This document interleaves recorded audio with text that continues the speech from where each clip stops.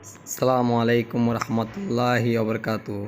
সবাইকে আমার পক্ষ থেকে আন্তরিক শুভেচ্ছা এবং অভিনন্দন।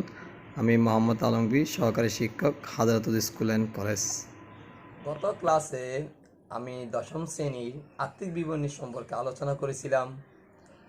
আমার সেই ক্লাস থেকে তোমরা শিখেছ আত্মিক বিবরণী কাকে বলে, আত্মিক বিবরণী কয়টি ধাপ, আত্মিক বিবরণী সম্পর্কে তত্ত্ব এবং আয় আয় কত প্রকার হতে পারে, ব্যয় কত প্রকার হতে পারে, এবং প্রত্যেকটা আমি কিন্তু আলোচনা করেছিলাম।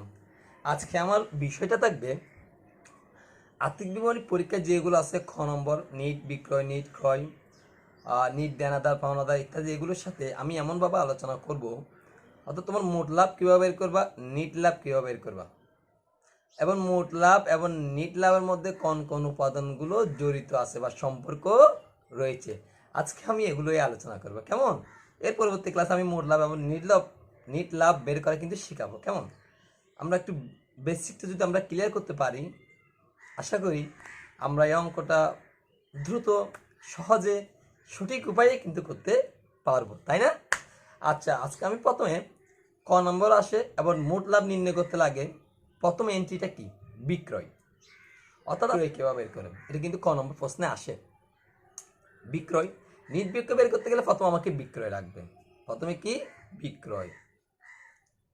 বিক্রয়ের সাথে যোগ হয় একটা এন্ট্রি আছে অলিখিত বিক্রয়।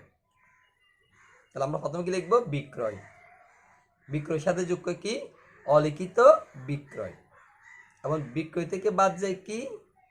বিক্রয় ফেরত। কি বাদ যায়? বিক্রয় ফেরত। এরপরে কি বাদ যায়? বিক্রয় বাট্টা। তাহলে বিক্রয়, বিক্রয়ের সাথে যোগ হয় অলিখিত বিক্রয়। বিক্রয় থেকে বাদ যাবে কি? বিক্রয় ফেরত, বিক্রয় বাট্টা।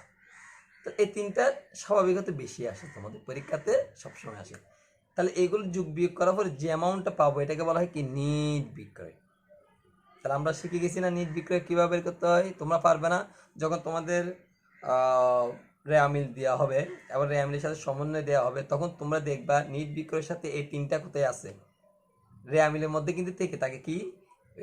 রেয়া মিলের মধ্যে থাকে বিক্রয় ফেরত, বিক্রয় বাট্টা কিন্তু রেয়া মিলে থাকে ম্যাক্সিমাম ক্ষেত্রে। সব তারপর খুব অল্পতে সমন্বয় দেয়, কিন্তু এগুলো রেয়া মিলের মধ্যে থাকে।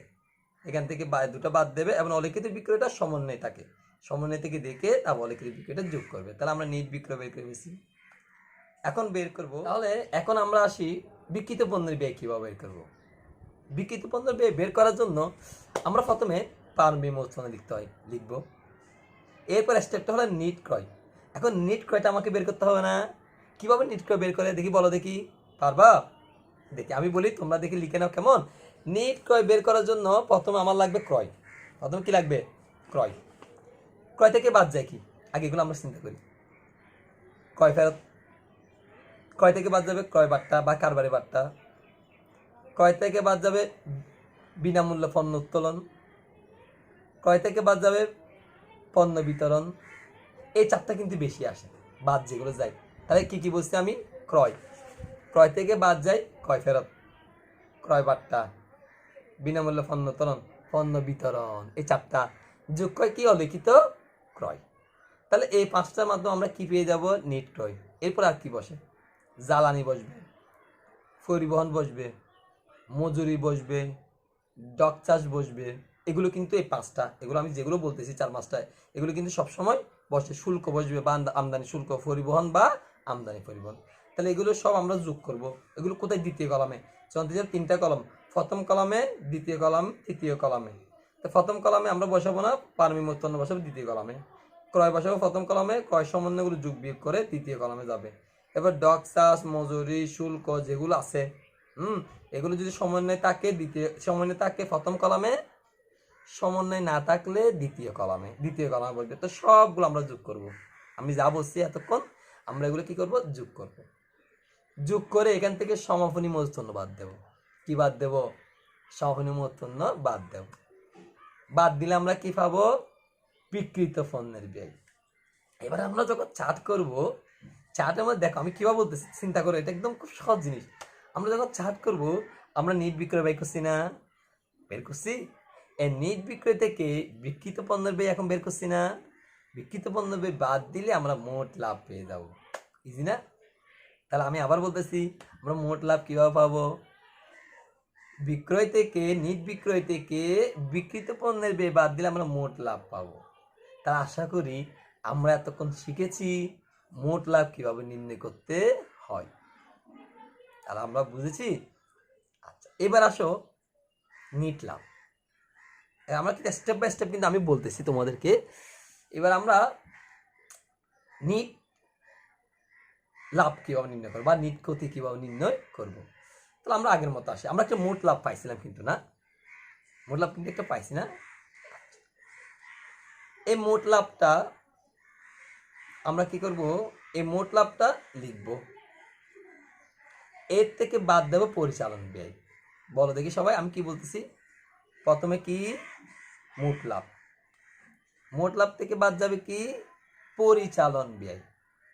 তাই পরিচালন ব্যয়গুলো কি আমাকে জানতে হবে না? আমি কিন্তু গত ক্লাসে কিন্তু আলোচনা করেছিলাম, এগুলো আমি তোমাদেরকে বলছি বাসায় মুখস্থ করতে। পরিচালন ব্যয় কিন্তু অনেক, যেমন আমি কয়েকটা বলি তোমাদেরকে, যেগুলো মানে ইম্পর্টেন্ট পরীক্ষাতে আসে। বেতন, বই পরিবহন, অন্ত পরিবহন না, ক্রয় পরিবহন না, বিক্রয় পরিবহন বলতেছি, বা বই পরিবহন, তারপর বীমা, বিজ্ঞাপন, শিক্ষানবিশ ভাতা, অবচয়, কুরিন, তারপর আরও অনেক আছে, যা আরও অনেক ধরনের খরচ আছে। আপনার প্যাকিং খরচ, বিদ্যুৎ খরচ, অফিস খরচ, বার্তা প্রদান, তারপর স্থায়ী সম্পদের মেরামত, তারপর আপ্যায়ন খরচ, তারপর সাধারণ খরচ ইত্যাদি আরও এক্সেট্রা এক্সেট্রা হয়। তাহলে তোমরা এগুলো কি করবা? বই থেকে, পাঠ্য বই থেকে একটুগুলো একটু মুখস্থ করে ফেলবা, কেমন? তাহলে আমরা এখন পেয়ে গেছি। তাহলে এখন আমরা একটা জিনিস দেখো, আমরা বলছি মোট লাভ, না? এখন মোট লাভ থেকে কিন্তু পরিচালনা কি গেছে? ব্যয় বাদ গেছে। এখানে একটা জিনিস মানে একটা ক্লু আছে, অর্থাৎ এটাকে বলা হয় পরিচালন মুনাফা। পরীক্ষাতে কিন্তু ক নম্বর আসে, অনেক সময় আমি পরীক্ষা দেখছি, এবং তোমরা বিগত সালগুলো যদি তোমরা দেখো, এখানে কিন্তু লেখাতে আছে খ নম্বরে পরিচালন মুনাফা বের করো। তাহলে আমরা শিখে গেছি না? অর্থাৎ মোট লাভ থেকে পরিচালন ব্যয় বাদ দিলে আমরা পরিচালন মুনাফা পাবো। এবার কি করব? পরিচালন মুনাফার সাথে কি করব? অন্যান্য আয় যোগ করব। কি যোগ করব? অন্যান্য আয়। অন্যান্য আয়গুলো কি? যেমন শিক্ষানবিশ সালামি, প্রাপ্ত ভাড়া, প্রদত্ত ঋণের সুদ, ব্যাংক জমা সুদ, প্রাপ্ত কমিশন, প্রাপ্ত লভ্যাংশ, এগুলো কি করবা? এগুলো সবগুলো দ্বিতীয় কলাম লিখে যোগ করে তৃতীয় কলাম নিয়ে যাবে এবং যোগ করবে। তাহলে আমরা পরিচালন মুনাফার সাথে কি করছি? অন্যান্য আয় যোগ করছি। এবার কি যাবে? অন্যান্য ব্যয় বাদ যাবে। অন্যান্য ব্যয় বা এটাকে আমরা অপরিচালন ব্যয় বলে চিহ্নিত করে থাকি। এখানে কি কি আমি গত ক্লাসে বলছি? স্থায়ী সম্পত্তি বিক্রয়জনিত ক্ষতি, ঋণপত্রের সুদ, তারপর এরপর আছে ব্যাংক ঋণের সুদ, ব্যাংক জমাতিরিক্ত সুদ ইত্যাদি। তাহলে এগুলো আমরা কি করব? বাদ দেবো। তাহলে আমরা নিট লাভ পাবো। তাহলে আজকে আমি তোমাদের মূলত দুটো জিনিস আলোচনা করছি, একটা হলো মোট লাভ আর একটা হলো নিট লাভ।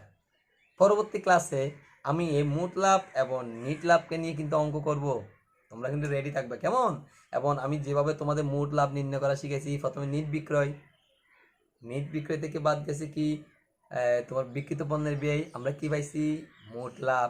মোট লাভ লিখছি, মোট লাভ থেকে কি বাদ যাবে? পরিচালন ব্যয়। তাহলে কি পাইছি? পরিচালন মুনাফা। পরিচালন মুনাফার সাথে কি যোগ করছি? অন্যান্য আয়। অন্যান্য আয় থেকে এগুলো যোগ করার পরে যে সমষ্টি পাবো সেটা থেকে বাদ যাবে কি? অন্যান্য ব্যয়। তাহলে আমরা কি পাবো? নিট লাভ। তাহলে আমরা বুঝেছি নিট লাভ কীভাবে নির্ণয় করতে হয়। আমি তোমাদের কিন্তু কথা যখন বলবো তখন স্ক্রিনে কিন্তু উঠবে সব কিছু, আমি স্ক্রিনে কম্পিউটার টাইপ করছি এগুলো, তো তোমরা স্ক্রিন থেকে দেখে স্ক্রিনশট নিয়ে নেবে, নিয়ে এগুলো বাসায় ট্রাই করবে, এবং পরবর্তী ক্লাস যখন অঙ্ক করব আমার সাথে তোমরা অঙ্কগুলো করবে। আশা করি আমরা খুব ভালোভাবে এবং খুব একদম অতি সহজে এবং খুব সহজে আমরা কিন্তু এটা করতে পারবো।